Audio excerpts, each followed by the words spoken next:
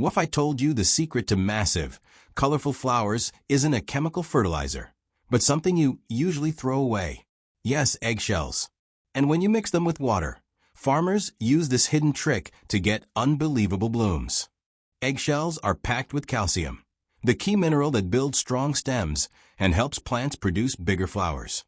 Without enough calcium, plants struggle with weak growth and small, dull blooms.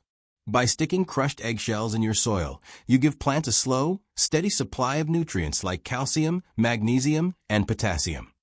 But here's the real farmer's secret. Don't just bury them. Soak crushed shells in liter of water in jug for 1 to 2 hours.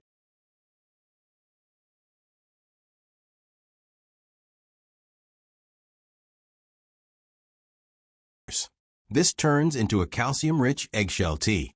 Pour it at the base of roses, hibiscus, or marigolds, and it helps plants absorb nutrients faster, making stems stronger and flowers much larger.